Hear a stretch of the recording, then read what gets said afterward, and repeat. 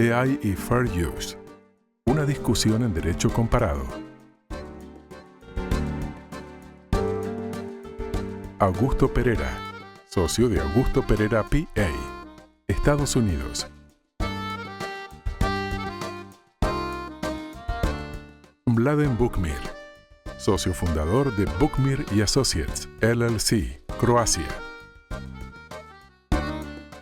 Moderadora, Rosalía Ballester, socia directora en Ballester IP, España.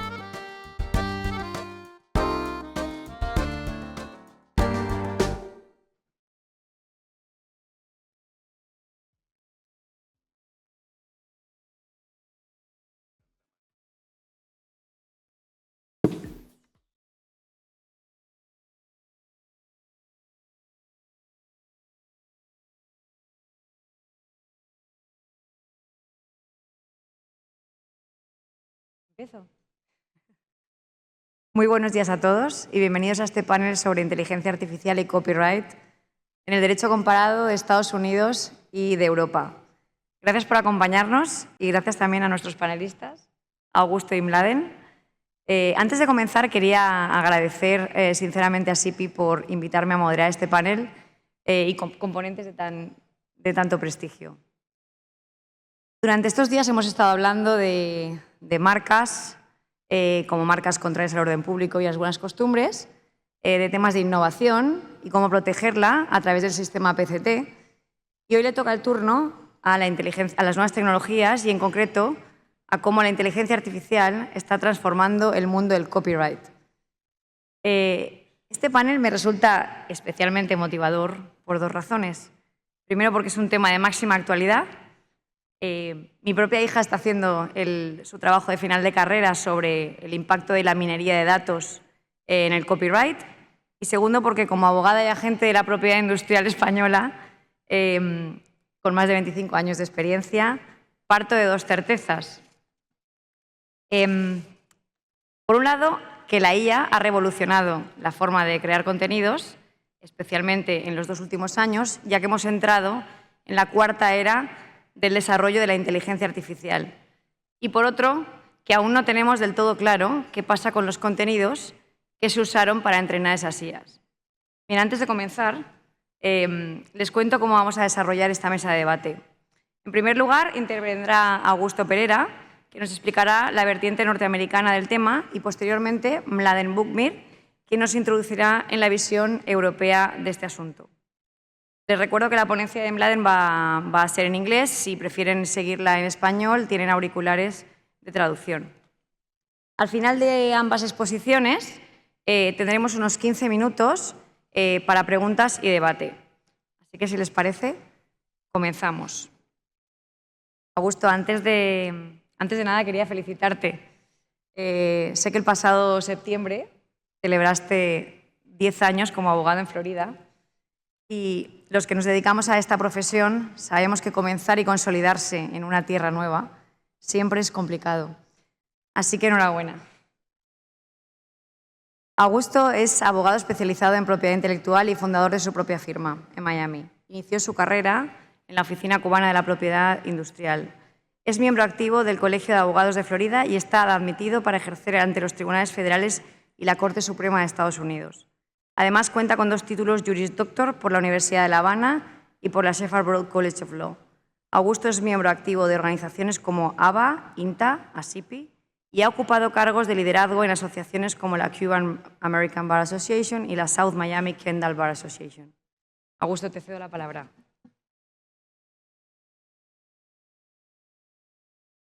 Buenos días a todos.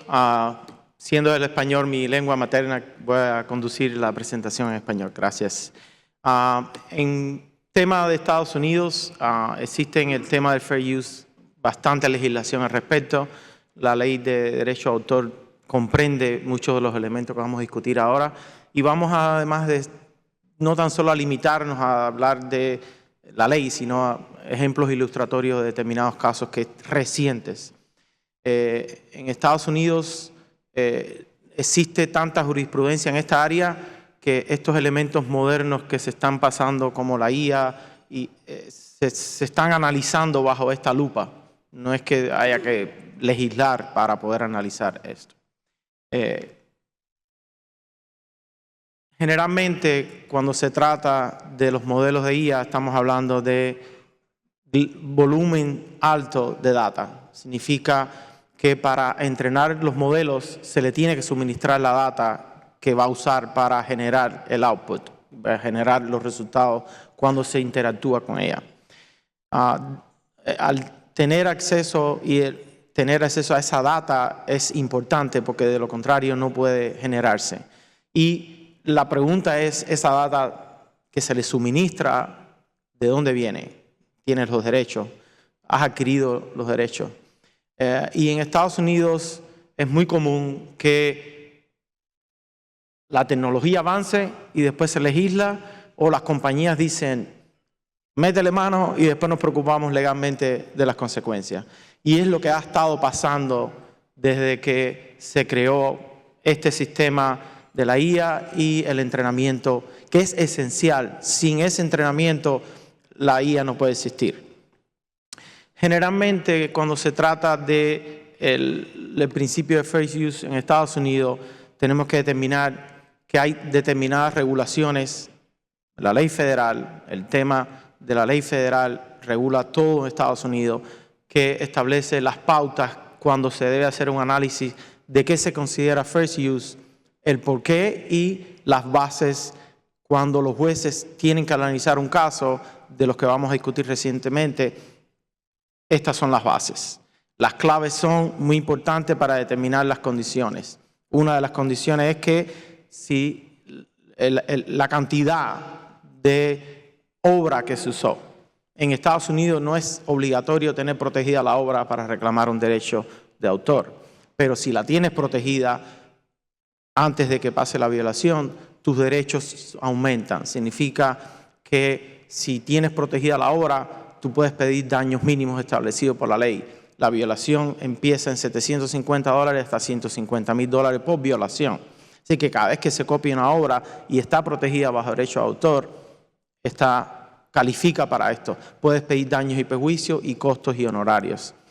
A diferencia de otros países, Estados Unidos pertenece al Tratado de Berna, pero al ser el tratado ratificado por el presidente en su momento, pero no fue ratificado por el Congreso, el Tratado de Berna no es autoejecutable.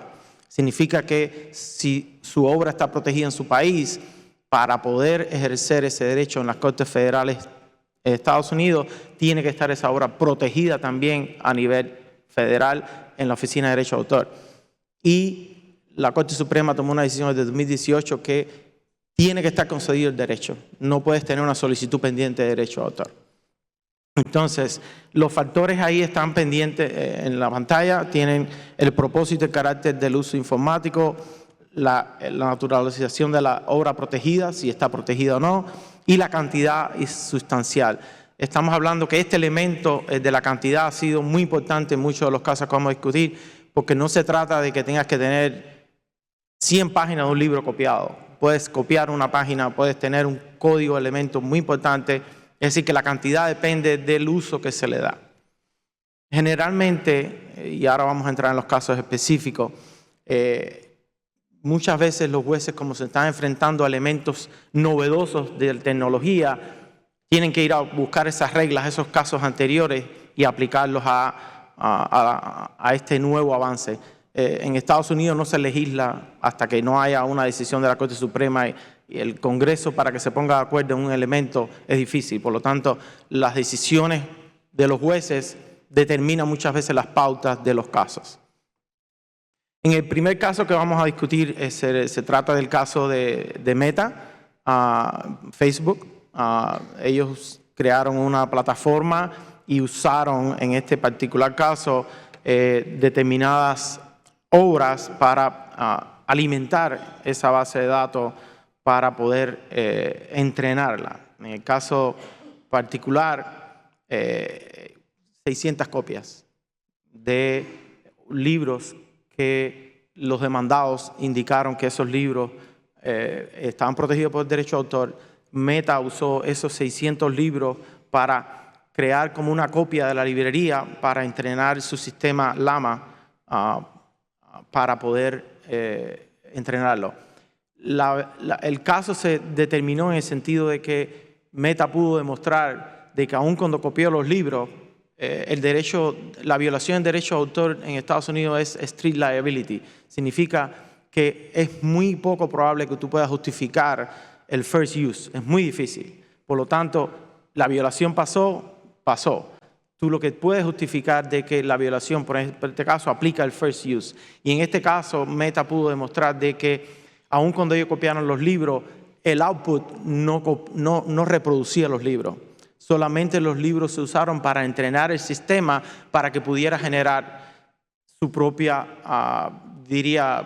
resultado, sin copiar los libros, sin replicar los libros y ponerlos a disposición de los usos. Por ejemplo, en este particular caso, los demandantes trataron de empujar al sistema a que les devolviera como una output una copia de un libro o una copia de un capítulo de un libro y no lo lograron. Y en este caso, el juez indicó que eso no tan solo en los factores de first use, indica que no hay una violación porque no hay una afectación a los derechos de autor, porque eso no limita el derecho de las personas que compren el libro.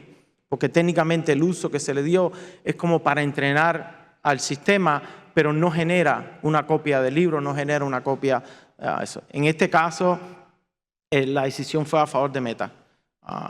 El otro caso que tenemos es de Anthropic. Anthropic tiene varios casos pendientes en las cortes de Estados Unidos.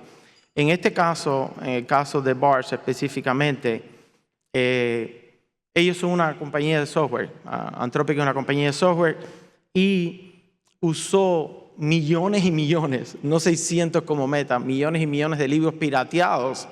Y libros pirateados me refiero a libros que han sido... Google, hace 10 años Google trató de empezar a copiar todos los libros y ponerlos. Google fue demandado, tuvo que parar. Ellos trataron de hacer lo mismo y convertir esos libros de digitales para someter esas copias pirateadas a su sistema para entrenar la IA. Ellos pudieron demostrar de que en este particular caso ellos no retenían copias de las obras pirateadas. Significa que ellos usaron las obras para entrenar el sistema y no retenían copias, no duplicaban las copias de los libros que ellos, muchos que eran pirateados, ellos los usaron, pero no tenían copias guardadas en los servidores de esos libros. Ellos no pudieron replicar, igual que en el caso de Meta, esos libros no se pudieron replicar como resultado de la obra, las LLMs, que son los Large Language Models. Entonces, debido a esta decisión de que fue transformador el uso, la Corte determinó de que en este caso el resultado fue que fue un uso parcial del juicio. ¿Por qué? Porque la Corte determinó que fue transformativo el uso que se le dio a la copia de la obra. En el caso siguiente, Google y Oracle. Oracle tiene software que se usa como base para escribir otro software. En este caso, Google copió el API. El API son instrucciones de código que se copian para construir otro software. En el caso de Google lo usaron para crear Android. En el caso de Google, ellos copiaron esas API que son instrucciones determinadas y en este caso los tribunales determinaron que el uso que le dio Google a esos API fue para crear una cosa nueva. Ellos no replicaron los API que ellos copiaron para devolverlo para atrás a un usuario, sino que usando esos API ellos construyeron algo totalmente novedoso encima y por lo tanto fue el factor el resultado transformador de la obra lo que determinó que en este caso Google no tuviera consecuencias legales sobre este caso. En este caso estamos hablando de la directora de la Oficina de Derecho de Autor, la señora Perlemuter. La Oficina de Derecho de Autor ha emitido 2 guías sobre el uso y la protección de la IA. Durante la primera guía que se emitió en el año 2022, final 22-23, no hubo consecuencias, no hubo reclamos, nadie se quejó. Pero la segunda guía, las compañías de tecnología, específicamente Elon Musk y Tesla, se quejaron ante la administración de Trump. Yo estuve en una reunión con la señora Perlmutter en enero de este año donde ella explicaba las bases de la guía y es una guía de las pautas que establece la Oficina de Derecho de Autor para la protección de lo que se genera por la inteligencia artificial. En Estados Unidos, para que algo sea protegible, tiene que ser humano. Lo que se genera por AI no es protegible bajo ningún concepto. En otros países se puede proteger el input, pero en Estados Unidos no es protegible. Y una parte de la guía establecía que el uso por las compañías de tecnología de derechos de autor de estas bases de datos, de estos libros, para entrenar la IA era ilegal. Y se quejaron con el presidente Trump. El presidente Trump destituyó a la directora de la oficina y este caso es la apelación que ella hizo porque la Oficina de Derecho de Autor no es un ente constitucional, pero fue un ente creado por una decisión del Congreso de Estados Unidos. El director de la oficina, aun cuando lo puede nombrar el presidente, el Congreso de Estados Unidos tiene potestad para quitarlo o no. El presupuesto de la Oficina de Derecho de Autor es un presupuesto del Congreso de Estados Unidos y radica la oficina en un edificio del Congreso. Esta decisión está siendo apelada y está en suspenso actualmente porque ella declaró inconstitucional la decisión del presidente de removerla de su posición. El argumento es que fue un ataque político contra ella por la decisión de la oficina de establecer esas pautas de que las compañías de tecnología no pudieran usar derechos de autor para entrenar la IA. Esa decisión está pendiente de apelación porque hay otros 2 casos ante la Corte Suprema que están atacando las decisiones del presidente Trump de que son inconstitucionales y esta está esperando por una decisión de ellos. Y en este caso, en el caso de otro caso, Anthropic, estamos hablando de que ellos usaron las letras de las canciones para entrenar la IA. Y en este caso se presentó una injunction, una moción para prevenir que lo hicieran. Y la Corte determinó que en este caso no había un elemento transformacional porque la IA no estaba replicando las canciones, solamente estaba usando las letras de las canciones para entrenar el sistema para que pudiera generar un output completamente diferente. Y por lo tanto se negó el injunction. Este caso fue retornado a la Corte Federal Distrital que estaba manejando para que se continúe sobre el caso normal. En el caso de Estados Unidos, cuando se presenta una orden provisional de injunction, es para prevenir que algo urgente que esté pasando continúe. Por lo tanto, en este caso, Anthropic pudo seguir usando las letras de las canciones. Generalmente, cuando estamos hablando de algo tan novedoso como la IA, tenemos que analizar determinados elementos de ética, las diferencias. Estamos hablando de compañías globales. Lo mismo que está permitido en Estados Unidos puede ser que no esté permitido en Europa o Latinoamérica, y hay que buscar un balance en ese sentido.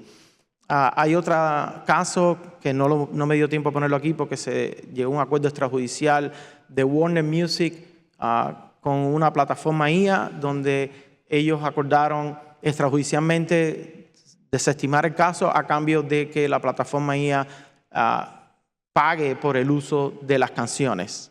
En este caso no eran letras, eran canciones que se estaban copiando para entrenar la IA. Y le dio el derecho a los autores de poder decir, no, yo no quiero que mis composiciones se usen por tu sistema, para entrenar tu sistema, por lo tanto yo tengo el derecho de retirar. Y ellos van a pagar. El camino en Estados Unidos va a ir ahí, aunque haya una negociación entre las plataformas de inteligencia artificial y los dueños de contenido para que se llegue a un intermedio donde las partes, sobre todo los autores, puedan ser pagados por el uso de sus obras. El hecho del first use es flexible en Estados Unidos. Si una corte en el oeste de Estados Unidos las cortes tienden a ser más estrictas, en el este y en el centro no, pero la Corte Suprema está ahí para decidir cuando hay imbalance entre una corte y la otra. Muchas gracias.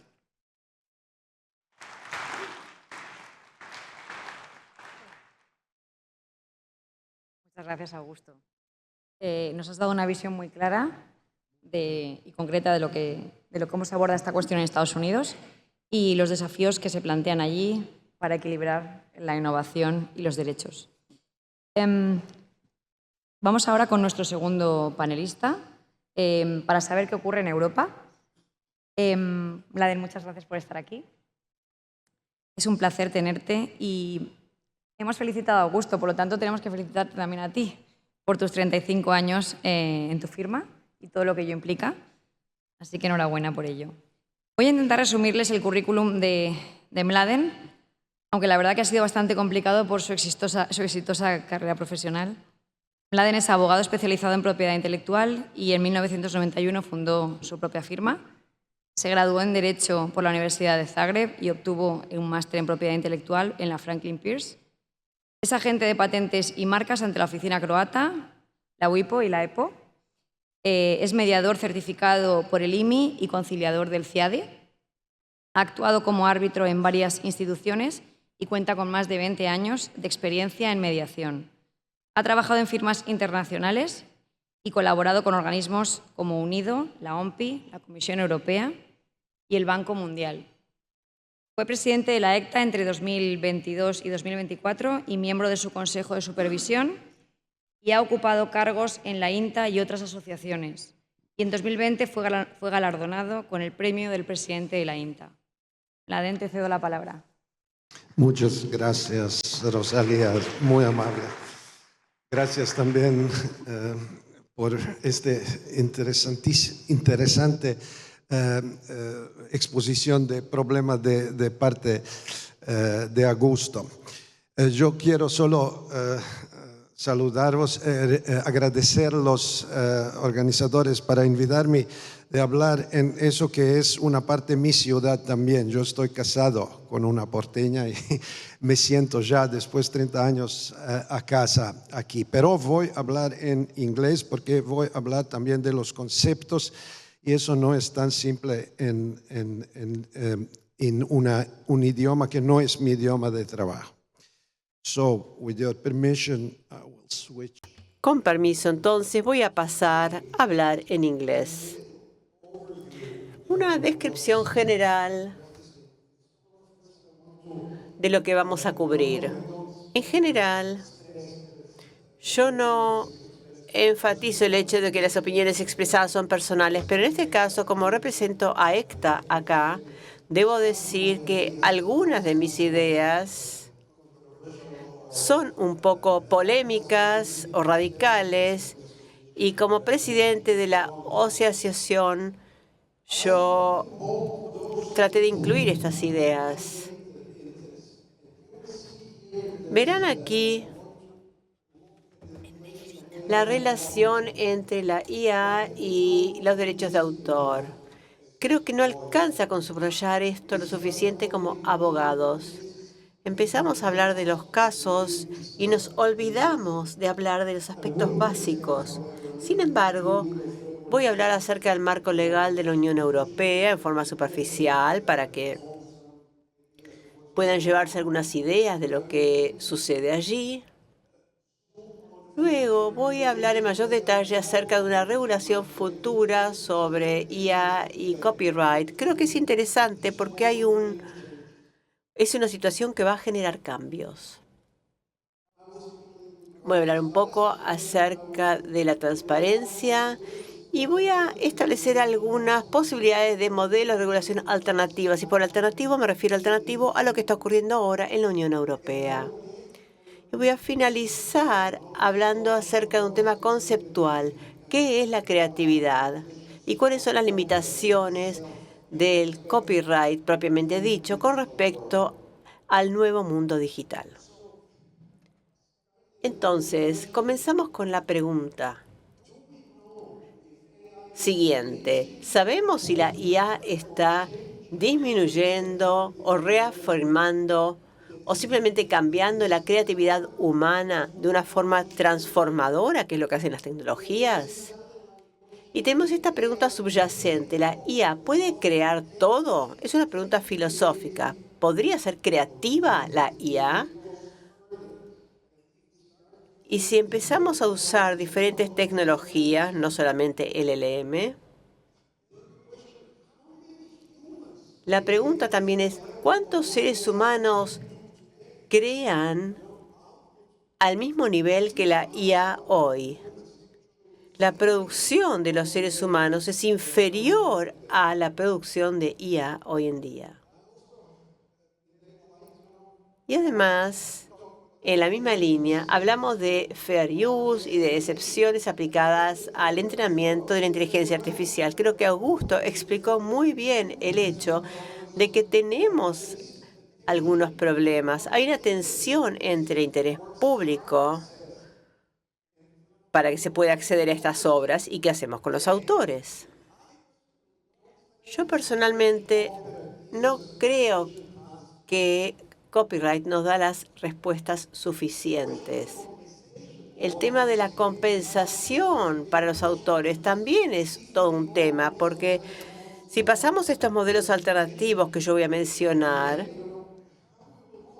¿cómo vamos a compensar a los autores? Autorización previa y opt-out. La cláusula de exclusión voluntaria. ¿Es una solución o es un problema? No llegamos todavía allí desde el punto de vista tecnológico como para poder implementarlo. Entonces, la solución legislativa establece la posibilidad de opt-out, pero al parecer no estaría funcionando.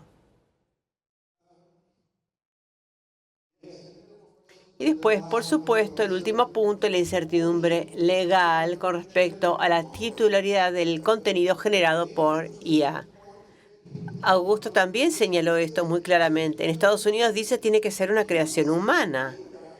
Los seres humanos quieren tener los derechos respecto de sus creaciones, pero las máquinas no. Entonces, ¿por qué protegemos todo? Entonces, estas son preguntas a las que creo yo no les dedicamos el tiempo suficiente todavía. El marco legal de Estados Unidos ¿está respondiendo a las preguntas que yo acabo de plantear? Hay una serie de reglamentaciones existentes que conforman una red de reglamentaciones para cubrir lo que está ocurriendo. Quizás ustedes sepan que la Unión Europea está repensando su abordaje y lo que no figura acá en la diapositiva son las nuevas regulaciones ómnibus, las dos regulaciones que se han propuesto recientemente y que probablemente van a afectar mucho a todas las reglamentaciones y todas las soluciones que se están proponiendo en la región. La incertidumbre con respecto a las excepciones de data mining y minería de datos y minerías de texto. Esto es algo que los tribunales van a tener que resolver, como les voy a mostrar en las próximas diapositivas. Entonces, uno de los casos más importantes que se presentó en el Tribunal de Justicia de la Unión Europea es Light Company versus Google Irlanda. Y la pregunta que hizo el tribunal para aclarar las respuestas era un chatbot que incluía información idénticas a información que estaba en los medios de comunicación. Legalmente, esta es una pregunta fundamental. Es algo muy anticipado, pero aparentemente no antes de 2027. No tendremos una sentencia antes de 2027, pero las tecnologías cambian mucho y van a cambiar mucho antes de 2027. Quizás tengamos ideas diferentes, la industria va a tener que alinearse. Entonces, hemos visto esto también en el mundo digital. No está perfectamente alineado con los desarrollos tecnológicos, los modelos de negocio que se desarrollan. Uno de los primeros tribunales nacionales, creo que fue el primer caso de Europa en general. El Tribunal de Distrito de Hamburgo tuvo un caso con respecto a web scraping para compilar conjuntos de datos para entrenamiento y el tribunal dijo que no representa necesariamente fines comerciales en sí mismo. Hay otro caso en un tribunal regional de Múnich acerca de procesos dentro de los LLMs que pueden ser clasificados como reproducción. Después, las limitaciones de TDM no se aplican cuando los sistemas de IA pueden reproducir los datos de entrenamiento. Yo no conozco los datos técnicos específicos, pero hubo también un caso más reciente en Inglaterra. Se estaba esperando la sentencia. Fue una sentencia de unas 200 páginas. El tribunal, al parecer, indicó que no hay violación. Pero la pregunta es, ¿cuál es el motivo? Había razones relacionadas con los procedimientos, con la tecnología. Entonces sí, tenemos una respuesta, parece todo un gran desarrollo, pero después cuando prestamos más atención a los detalles, vemos que en realidad probablemente se limite solamente a este caso. Y uno de los puntos que yo señalo como abogado es que nosotros estamos prestando demasiada atención a los casos. En la sociedad moderna, con relaciones comerciales modernas y complejas, tecnologías complejas, cada caso es pertinente solamente para esa situación en particular. El mundo está perdiendo, creo yo, la capacidad para orientar a las sociedades, tal como ocurría cuando la estructura de la tecnología y la estructura comercial era mucho más simple de lo que es hoy en día. No voy a entrar en detalle ahora. Van apareciendo, hay más, podría mencionar muchos más casos. Tenemos el caso de Dinamarca. A mí me interesa especialmente lo que ocurre en Dinamarca, pero no voy a hacer un comentario sobre estos casos. También quiero mencionar que la Unión Europea sí cuestiona, no como estoy cuestionando yo, y no lo suficiente, creo yo, pero hay abordajes políticos y científicos. Axel Voss es miembro del Parlamento, que ahora está muy visible en el Parlamento Europeo. Y ocurre que la presidencia danesa del Consejo de la Unión Europea redactó un informe ejecutivo sobre la IA generativa. Es un tema científico, muy legal, e indica que sea cual sea la industria que pretendiera cubrir algunas excepciones de TDM, quizás esto no ocurra debido a la interpretación muy compleja que figura acá y que no voy a explicar, pero el último punto dice que se recomienda desarrollar un modelo de licencia que permita transparencia y distribución justa, compensación justa y que permita negociaciones eficaces con los servicios de IA. Esto es algo que apoyo totalmente. Creo que esto enmarca muy bien las preguntas que debemos responder.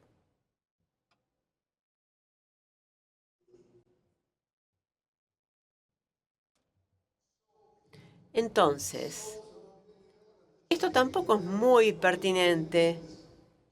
Yo tomé algunos casos. Este es un colega turco que estuvo en muchos eventos relacionados con IA, incluido el gran evento de Alicante del 20-21 de noviembre, al que no pude ir porque estaba haciendo una presentación acerca del rol de los datos en una organización de Zagreb y por eso no pude ir.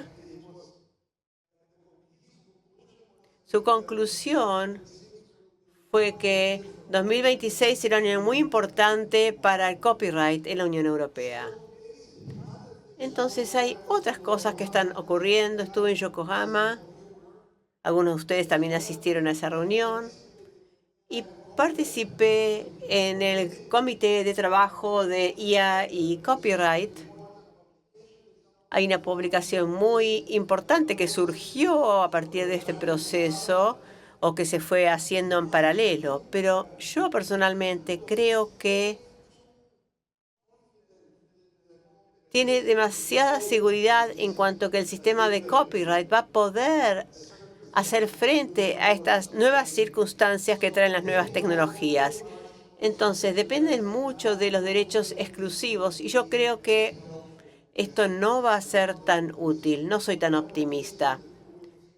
Sí soy optimista en cuanto a que tendremos que hacer más cambios en el marco legal.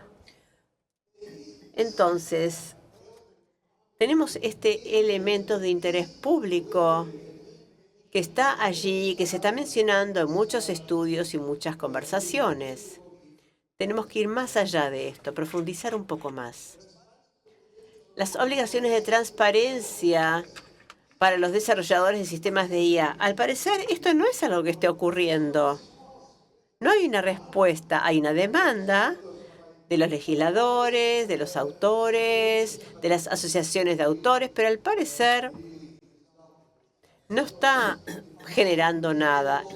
Brasil también va a adoptar un sistema de opt-out, de exclusión voluntaria. Hay mucha más información, yo no entré en detalle. Al mismo tiempo, Australia, al parecer, se está alejando de las excepciones de TDM. Y Japón, que no lo incluye aquí en la diapositiva, pero en Yokohama hablamos acerca de esta. Ellos son más liberales y permiten más acceso. Entonces, los países tienen posiciones divergentes. A mí me parece que Japón podría haberlo pensado un poco más. Al menos llegó a soluciones similares a las que yo creo son interesantes. Probablemente fructíferas, diría. Garantizar la transparencia. También hablamos con Rosalía acerca de este tema. Las medidas técnicas, sí, son limitadas. No es una mala idea que cualquier autor que tenga algún problema con el hecho de que se use su obra utilice algún tipo de medida técnica para protegerla. Y una de ellas es esta que les muestro acá, robots.txt. Esta es una tecnología antigua, es de la década del 90, pero se supone que impide que los crawlers puedan acercarse. Aparentemente no funciona demasiado bien. La verdad es que no lo intenté. Un modelo voluntario, una propuesta, creo que no vamos a poder evitar hablar más de esto sin distintos interesados dentro de la industria, comunidad legal, instituciones culturales en nuestra sociedad.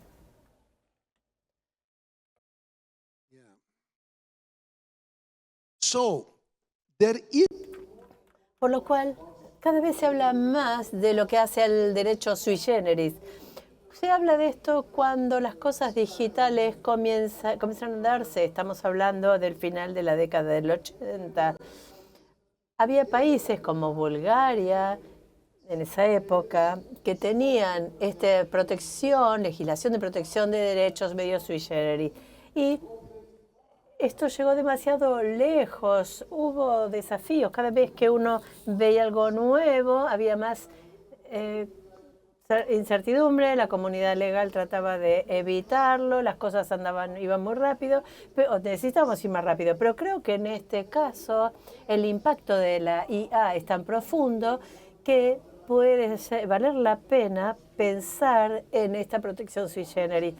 Y en mi opinión, esto también es necesario porque nosotros desarrollamos dos clases de situaciones, no solo de los intangibles, no solo se basan en la creatividad, protegidos por propiedad intelectual, también tenemos datos que no se basan en la creatividad y son más valiosos que la creatividad intelectual. Pareciera que crear datos con estilo propietario y protecciones es productivo. Entonces tenemos una tensión a la hora de proteger estas cosas en nuestras sociedades. Necesitamos entonces resolver, porque el resultado se ve influenciado por los datos. Tratamos los datos, comenzamos a tratar la creatividad como datos ya en la capacitación. Entonces, no es la creatividad que se usa. El tema es que nosotros no hemos hablado hasta ahora lo suficiente sobre esto. Vamos al final. ¿Qué es creatividad? Este estudio, de donde tomé la ilustración, dice es una señal de recompensa neural o neuronal relacionada con el insight. Aquí encontramos una solución. Nosotros disfrutamos de esto. Si una definición psicológica de la creatividad sería muy difícil, necesitamos conciliarlo. Esto es, bueno, sea lo que pueda llegar a ser en lo psicológico. Luego, si nos preguntamos en mayor profundidad, ¿el copyright va a empezar a limitar la creatividad humana en las nuevas condiciones? Luego, tenemos que resolver esto. Hay un elemento personal en cuanto a la creatividad humana, los derechos morales, y cómo lo resolvamos con un objetivo centrado en el humano con IA. ¿Cómo podemos alinear este problema? Luego, algo más controvertido. Creo que nosotros hemos cometido un error cuando elegimos proteger la originalidad del sistema Berne. Nada es original. Ese era el concepto. Nosotros protegíamos su propio valor. La IA parece entender esto y se crea utilizando todo esto como lo hacen los artistas humanos. El concepto de la creatividad ha cambiado desde Berne.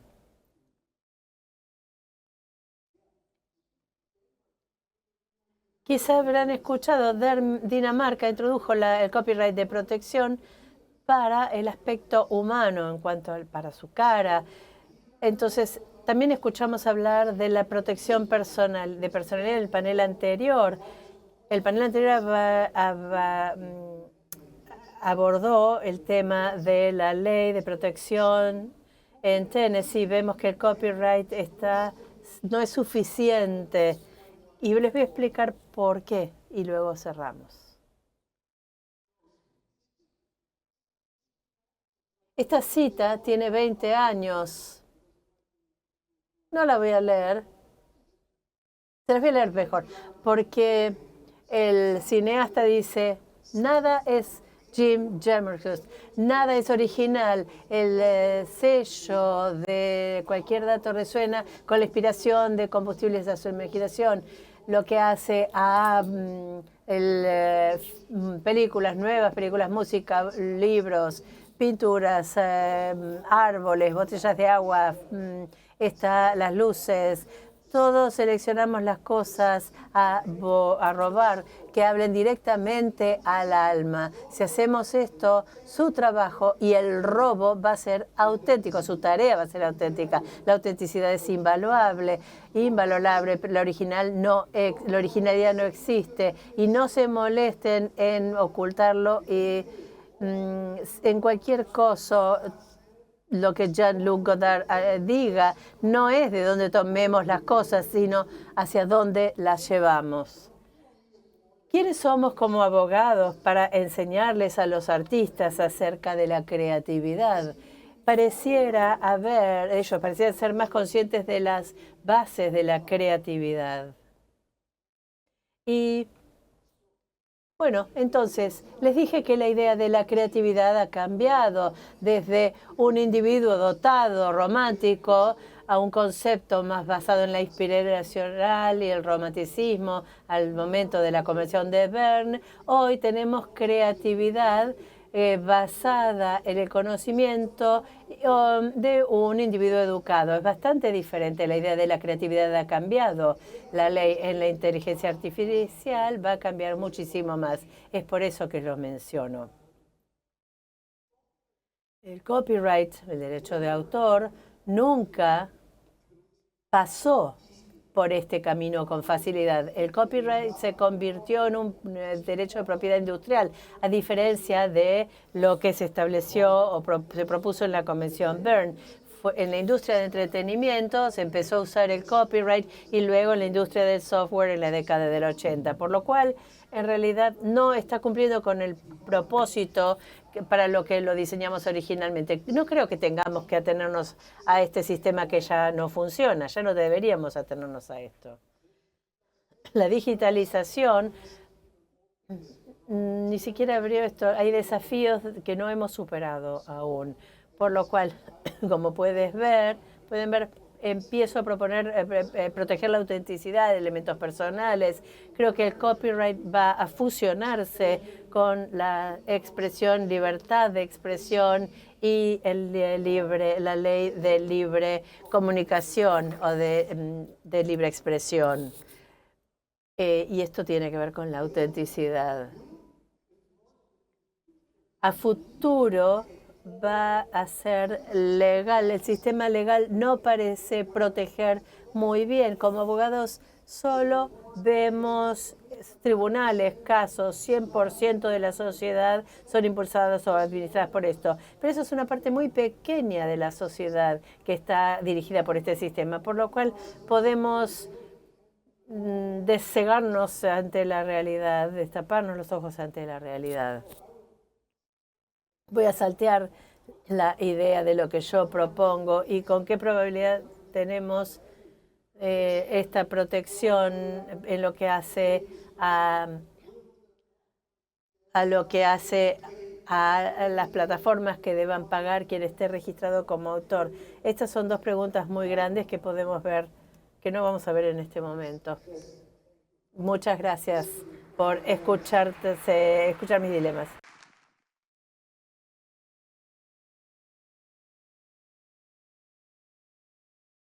Muchísimas gracias, Mladen. Vamos a abrir el turno de preguntas. Creo que ha sido súper interesante ver las diferentes perspectivas y además la forma de explicarnos, sobre todo Mladen, la última parte acerca de proteger la autenticidad en vez de la creatividad. ¿Alguien tiene preguntas?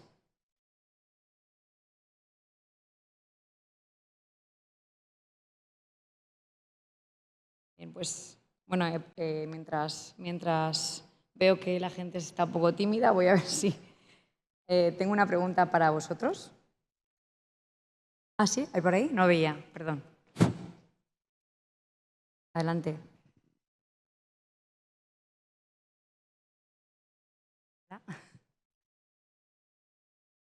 Hola, ahora sí. Muchas gracias a ambos expositores. Yo me vengo planteando hace tiempo que creo que la inteligencia artificial nos está proyectando un mundo donde racionalizar el derecho o buscar fundamentos en la jurisprudencia es simplemente un juego de partes y que hoy tenemos que meternos en algo más filosófico y donde no es solamente el derecho de autor, el mismo derecho de propiedad, la autoridad, todas son cuestiones que creo que si las sacamos de la nada, el mundo entra en crisis y el derecho de alguna forma evita esas crisis, con lo cual hay que también ser muy prudente en levantar todas estas barreras que evitan que nos matemos. Pero bueno, la pregunta es si les parece que dejar de discutir sobre jurisprudencia y leyes no tiene que ser el próximo nivel de discusión jurídica, ¿no? Ir más a lo filosófico, a lo antropológico. Gracias. Yo creo que estamos en el área ahora actualmente de Wild West. Es una situación donde estamos enfrentando algo modernos. Y yo creo que vamos a llegar a un balance. Un balance es una protección, el respeto. Yo creo que se tiene que empezar, en mi opinión, por el respeto sobre el contenido, el derecho de autor, los creadores. Tenemos que el uso de sus obras tiene que ser respetado y tiene que ser valorizado, y estas nuevas compañías que están usando esas obras sin pagar tienen que compensar a los autores. Yo creo, si alguien recuerda Napster, cuando llegó Napster fue bastante interruptor el proceso hasta que se llegó a un balance. La tecnología cambió. Para parafrasear a un poeta cubano, a esas nuevas compañías tecnológicas de AI les va a pasar, como dice Pitbull, the grass is always green on the other side until you get into the other side. Cuando esas compañías que están usando estas obras sin compensación creen algo que ellos tengan que proteger y que se quejen de que otro se lo robe, ahí es donde ellos van a aprender a respetar y empezar por respetar, pagar y usar. Es mi opinión.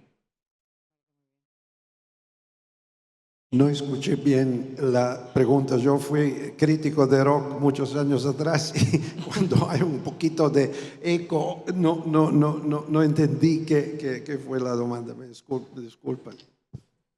Bueno, ¿hay alguna pregunta más? Por ahí. Ha empezado primero este señor. Gracias, Cristi. Lo mío es rápido. No me quedó muy clara la diferencia entre originalidad y autenticidad, ¿no? Porque cuando se habla de originalidad, hablamos de originalidad subjetiva, originalidad objetiva. La objetiva parece que es más autenticidad o no. A ver, en la práctica, ¿cómo se daría esta diferencia? Sí, tenés razón, porque también la idea de originalidad es nada más que novedad subjetiva, ¿no?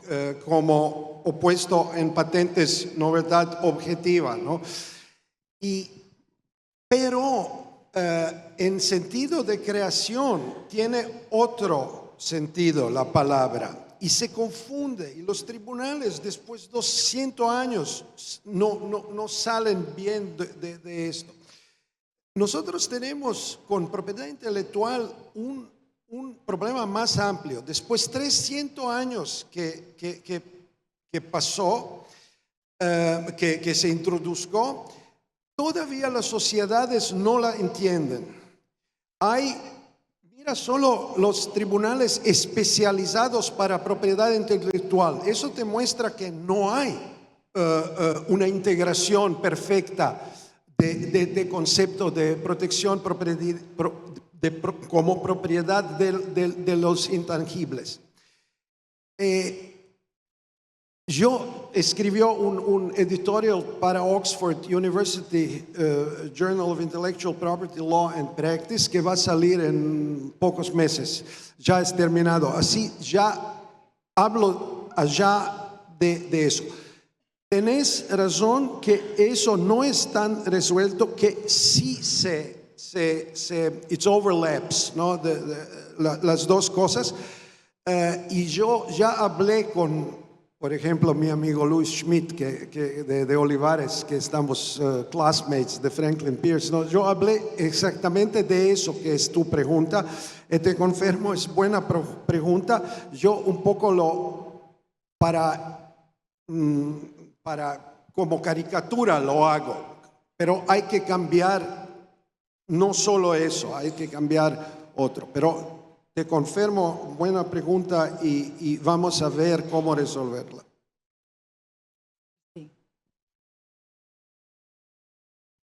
Latin, what practical tips?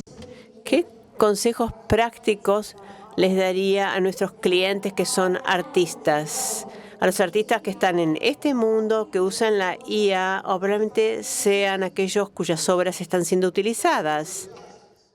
Rosalía nos hizo la misma pregunta a los dos y lo pensamos un poco.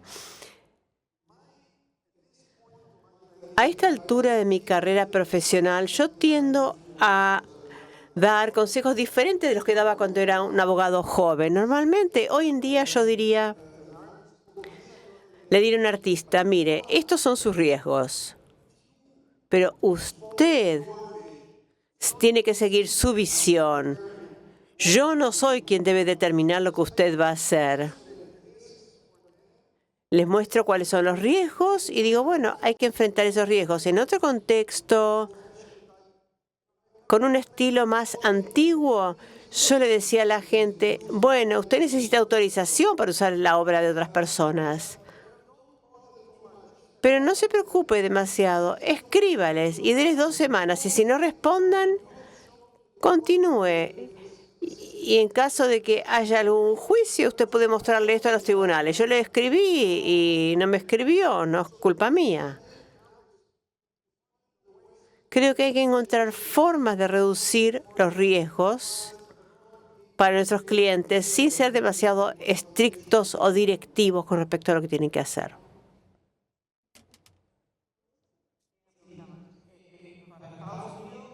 Proteja sus obras.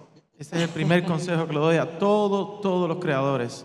Y si son extranjeros, más. No confíen en que sus países, la protección a través del Tratado de Berna se va a extender a Estados Unidos.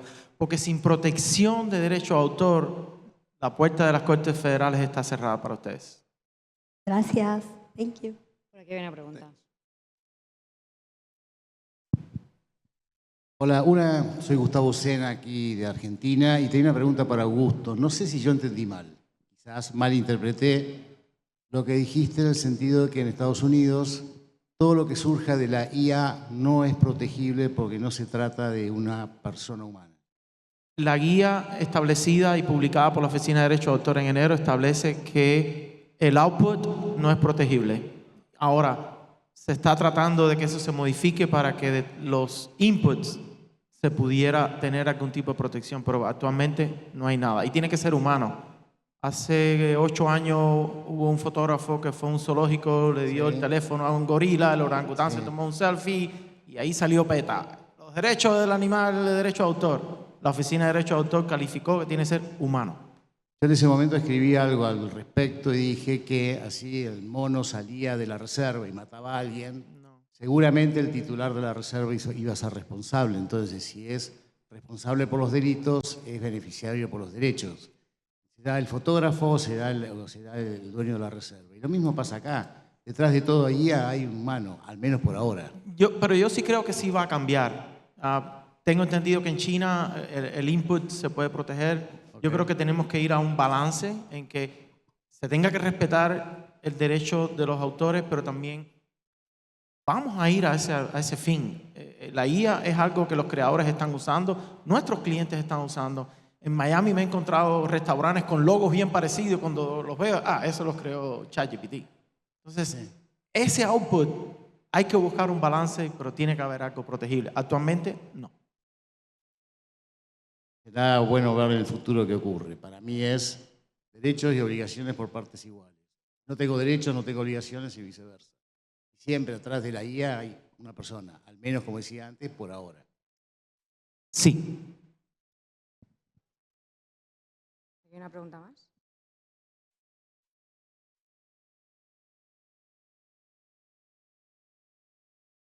Sí, quisiera solo commentare un poquito quello che Madeleine ha dicho sobre los consejos que se pueden dar a las artistas creativas que tienen ganas de usar el AI. Non sé se soy muy de acuerdo con quello che ha dicho de hacer un poquito come se vuole, porque me sembra que hay que tener en consideración el respeto de los derechos de los otros. Y quizá de frente a una herramienta que es AI hoy, que es nuevo, ¿no crees que tenemos que usarlo con precaución y fare attenzione di non violar los derechos de algo? Porque si no se hace así, creo que no hay posibilidad de desarrollo del AI en el senso justo. Sí, entiendo la pregunta y yo tengo mi autenticidad. Yo doy consejos que yo creo que están justos. Yo tengo una background en contracultura. Yo fui con pelo largo y después con punk en chaca de piel, ¿no? Y hago eso que yo pienso. Yo respeto derechos de otros, pero no estoy también 100% seguro si los dueños de derechos hacen siempre bien. ¿Vos te recuerdas el caso con la artista danesa y Louis Vuitton? De esas bolsas en África, que lo puso en contexto de África, ¿no? Eso fue derecho de libre expresión y yo pienso que fue abuso de marca, ¿no? Así, no estoy de acuerdo siempre con esta doctrina de inviolables derechos. Yo trabajé por grandes compañías toda la vida y sé decir a los clientes artistas, mira, acá hay un problema serio, ¿no? Porque el dueño es grande o es más agresivo. Una vez tenía con marca una compañía aérea que quería utilizar palabra easy. Yo le dije, mira, eso hacen que quieren, pero eso te garantiza una acción de EasyJet, ¿no? contra claro, ti, ¿no? Claro. Porque ellos son muy agresivos y protegen mucho. Y así yo estoy en copyright. Cada caso es siempre único, siempre. Y no hay, yo pienso que es falsa la seguridad que nosotros como legales díamos a los clientes y así la evito. Bueno, nos hemos quedado sin tiempo. Les recuerdo a todos que podían ponerse en contacto con los ponentes a través de sus webs, redes sociales, mails. Ha sido un auténtico placer contar con todos ustedes. Creo que tanto en Estados Unidos como en Europa el reto es el mismo. Encontrar un equilibrio entre la innovación y los derechos en la cuarta era de desarrollo de la IA. Muchas gracias a todos y os pido un fuerte aplauso.